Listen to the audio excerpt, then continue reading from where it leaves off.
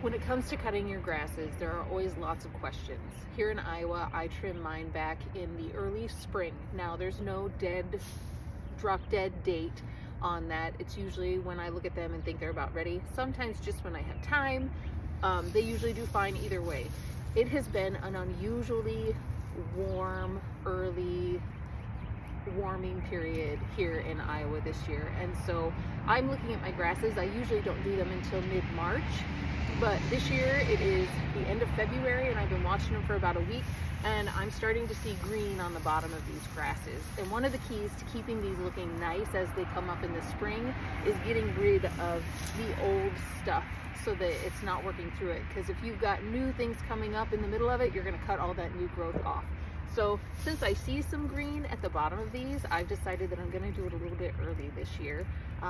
Sometimes you just have to make the executive decision, and that's what I'm doing. It's very easy. I don't typically use gloves when I garden, but I do when I clean up. Sometimes when I know there's lots of bugs and spiders somewhere, but usually if it's like at my house, I'll do my rose bushes and grasses, because these grasses, even though they look harmless, can give you some really nasty, like, long paper cuts just from the reeds of the grass when they're dry and when they're not dry. So I always use gloves when I'm trimming them up. Just my preference, I really like the ones that are leather on the front and cloth on the back. I will share in another video some of the things that I like, not for like affiliate. I don't get any kickback. I'm just going to share with you some of the products that I really like. I know some people use like these rubber gloves. I hate them, just my personal opinion. I love the leather. They protect well and they fit my hand nice. So, all right, on with the grasses. Some people take them and take twine or a rope and tie it around just like this and keep it. And then you can take either an electric saw. I just use an old saw from the garage, and we'll just cut it off. You can use like loppers or pruners, but you're doing a lot of like cutting at it. This just makes it a really fast, easy job. I am not tying this one up. This one I'm just gonna hold like this.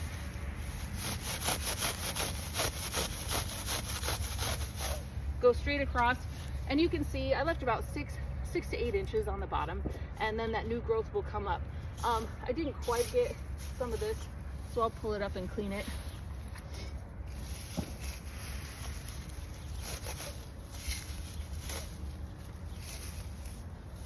But it is that fast and easy, and I do use this bucket because it's really easy and lightweight, and everything fits in it really nice. So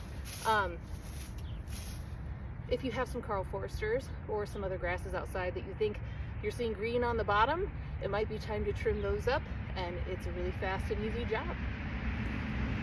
All right, so obviously the beds still need a little more cleanup, but it's pretty early for that, so I'll leave everything else. But getting these grasses, you can see how green they are down there.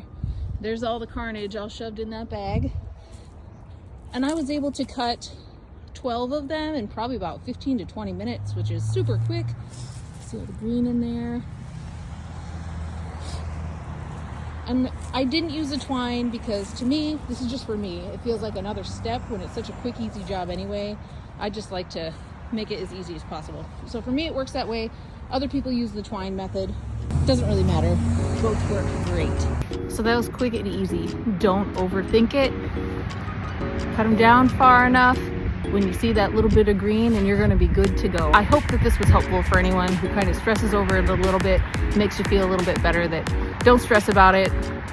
You're ready to go for spring.